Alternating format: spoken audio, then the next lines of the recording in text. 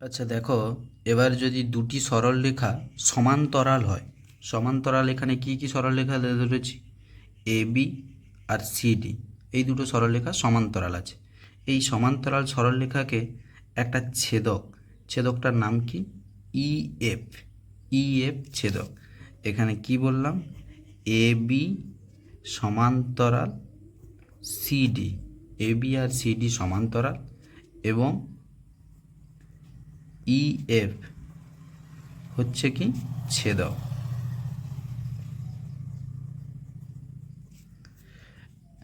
এই সমান্তরাল সরলরেখার ছেদকের এখানে বহিস্থ কোণ কোনগুলোকে বলবো? যেগুলো সরলরেখার বাইরে আছে। বহিস্থ কোণ কোনগুলো? 1 নম্বর কোণ, 4 নম্বর কোণ, 6 নম্বর কোণ, 7 নম্বর কোণ। এগুলো বাইরের দিকে যে কোণগুলো আছে সেগুলোকে বলবো বহিস্থ কোণ। আর অন্তস্থ কোণ কোনটাকে বলবো? ভিতরের দিকে যে কোণগুলো আছে, 2 নম্বর কোণ, 3 নম্বর কোণ, 5 নম্বর কোণ, 8 নম্বর কোণ, এগুলোকে বলা হবে অন্তস্থ কোণ। এবার এদের মধ্যে কিছু কোণের সম্পর্ক দেখে নিই। বলছে যখন দুটি সরলরেখা সমান্তরাল তখন এই 1 নম্বর ও 5 নম্বর কোণটাকে কি কোণ বলবো? দেখো, 1 নম্বর কোণ আর 5 নম্বর কোণ কোথায় আছে? 1 আছে এইখানে, 5 আছে এখানে। মানে কি? ইএফ সরলরেখার ছেদকের একটা সাইডে আছে। ইএফ যে সরলরেখা, অর্থাৎ ইএফ যে ছেদক, ছেদকের একটা সাইডে আছে। কত? 1 নম্বর কোণ, 5 নম্বর কোণ, একটা বহিস্থ কোণ এবং বহিস্থ কোণ থেকে দূরবর্তী একটা অন্তস্থ কোণ। এখানে বহিস্থ কোণের কাছাকাছি একটা অন্তস্থ কোণ আছে কি? 2। আমরা 1 আর 5-এর মধ্যে সম্পর্ক দেখছি, বহিস্থ কোণ আর দূরবর্তী অন্তস্থ কোণ। মানে এবি সরলরেখার বহিস্থ কোণ আর সিডি সরলরেখার অন্তস্থ কোণ। এই দুটো কোণকে এবং ছেদকের একই পাশে থাকলে এই দুটো কোণকে বলা হবে কি? অনুরূপ কোণ। 1 নম্বর কোণ আর 5 নম্বর কোণের ধরনটা তাহলে কি কি লিখব? অনুরূপ কোণ। অনুরূপ কোণ। এবার আসি, যদি দুটি সরলরেখা সমান্তরাল হয়, এবি আর সিডি সমান্তরাল হয়, তাহলে এই 1 নম্বর আর 5 নম্বর কোণ অর্থাৎ অনুরূপ কোণ কি হয়? সমান হয়। আর অসমান্তরাল হলে সমান হয় না। 1 নম্বর কোণ, 5 নম্বর কোণকে আমরা বলছি অনুরূপ কোণ এবং অনুরূপ কোণ কি হয়? সমান হয়। একই রকমভাবে আরও কিছু আছে। দেখো কি আছে এখানে? 4, তারপরে বলেছে কোণ 4, কোণ 8, এই দুটো কোণকে কি কোণ বলবো? 4 নম্বর কোণ, 8 নম্বর কোণ কোথায় আছে? ছেদক ইএফ, ছেদক আছে, ছেদকের এই বাম সাইডে আছে, বাম সাইডেই দুটো কোণ আছে, 4 নম্বর কোণ, 8 নম্বর কোণ। এবি সরলরেখার বাইরের দিকে আছে আর সিডি সরলরেখার ভিতরের দিকে আছে। তাহলে একটা বহিস্থ কোণ আর একটা অন্তস্থ কোণ।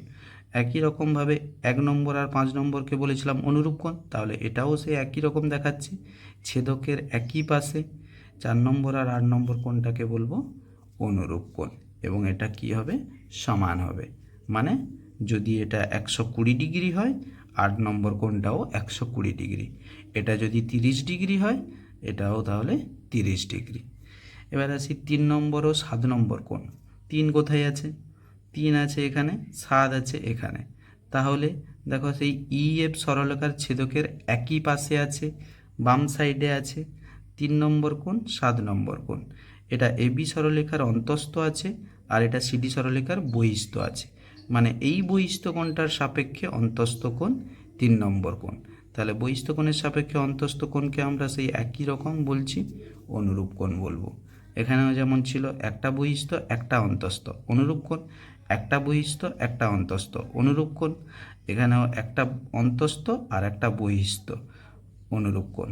একই রকমভাবে আরও একটা আছে এখানে 2 নম্বর কোণ, 6 নম্বর কোণ।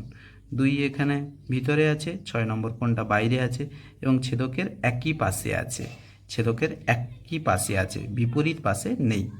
তখন তাকে বলছি আমরা অনুরূপ কোণ। আর অনুরূপ কোণ যদি দুটি সরলরেখা সমান্তরাল হয়, তাহলে অনুরূপ কোণ কী হবে?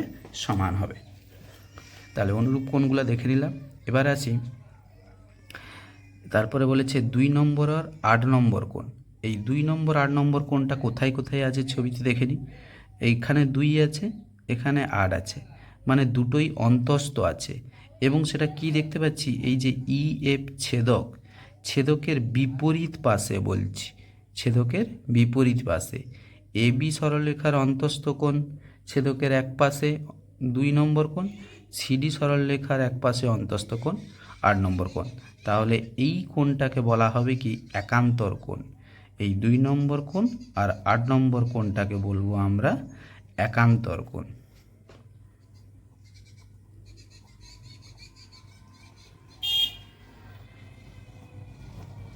আর দুটি সরলরেখা যদি সমান্তরাল হয় তাহলে একান্তর কোণ সমান হয়।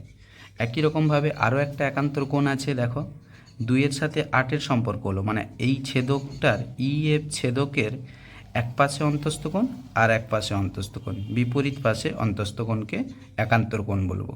একই রকম দেখো এটা 3 নম্বর কোণ আর 5 নম্বর কোণ, এও ছেদকের এই সাইডে আছে, 5 নম্বর কোণটা ছেদকের এ সাইডে আছে। এটা এবি সরলরেখার অন্তস্থ কোণ, এটা সিডি সরলরেখার অন্তস্থ কোণ।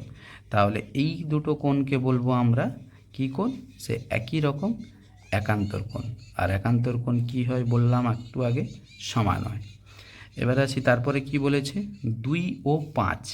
2 আর 5 কি আছে দেখি, 2 কোথায় আছে 5 কোথায় আছে, এখানে 2 আছে, এখানে 5 আছে, মানে ছেদকের একই পাশে আছে।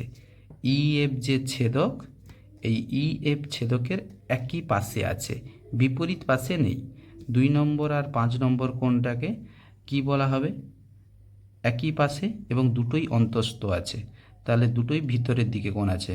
তাহলে এই 2 নম্বর আর 5 নম্বর কোণটাকে বলবো আমরা ছেদকের একই পাশের অন্তস্থ কোণ। ছেদকের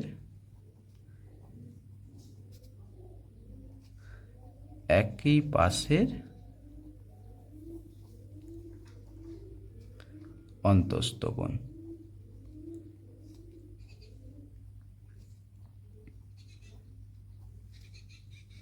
ছেদকের একই পাশের অন্তস্থ কোণ, এবং ছেদকের একই পাশের অন্তস্থ কোণ কি হবে, অসমান হবে। অন্তস্থ কোণ, একই পাশের অন্তস্থ কোণ সমান হয় না, অসমান হয়। এবার আসি 3 নম্বর ও 8 নম্বর কোণ। তারপর কি আছে 3 আর 8। 3 নম্বর কোথায় আছে, 3 আছে এখানে, 8 আছে এখানে। এই ই এফ ছেদকের দেখো একই পাশে আছে এবং দুটোই কি অন্তস্থ কোণ আছে, তাহলে সে একই রকম হবে, ছেদকের একই পাশের অন্তস্থ কোণ, এবং এটা কি হবে, অসমান হবে। তারপরে আবার কি বলেছে 1 নম্বর আর 3 নম্বর কোণকে কি কোণ বলবো। 1 কোথায় আছে, 1 আছে এখানে, 3 আছে এখানে, মানে এই এ বি সরলরেখা আর ই এফ ছেদক একটা বিন্দুতে ছেদ করেছে, জি বিন্দুতে। এই জি বিন্দুর এই দিকে 1 নম্বর কোণ বলছি, এদিকে 3 নম্বর কোণ বলছি, মানে কি একের বিপরীতে 3 আছে, 1 নম্বর কোণের বিপরীত দিকে।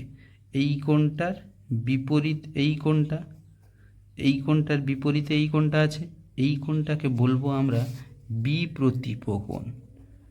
বিপ্রতীপ কোণ। আর বিপ্রতীপ কোণ সর্বদা সমান হয়। যদি দুটি সরলরেখা সমান্তরাল হয় তার ক্ষেত্রেও সমান হয়, যদি সমান্তরাল নাও হয় তার ক্ষেত্রেও সমান হয়। এবার আসি 2 নম্বর আর 4 নম্বর কোণ। ঠিক আছে, 2 আর 4, 2 কোথায় আছে, 2 এখানে আছে, 4 এখানে আছে, তাহলে সে দেখো বিপরীত দিকে আছে, এটাকে একই রকম বিপ্রতীপ কোণ বলবো। আবার তারপর কি বলেছে 5 নম্বর 7 নম্বর কোণ। 5 কোথায় আছে, 5 আছে এখানে, 7 আছে এখানে, 5-এর বিপরীতে 7 আছে, তাহলে 5 নম্বর আর 7 নম্বর কোণকে একই রকমভাবে বলবো বিপ্রতীপ কোণ। আবার আছে কি 6 আর 8। 6 কোথায় আছে, 6 আছে এদিকে, 8 আছে এদিকে, তো একই রকমভাবে এই দুটো কোণকে কি কোণ বলবো, বিপ্রতীপ কোণ। এবং বিপ্রতীপ কোণ সর্বদা সমান হয়।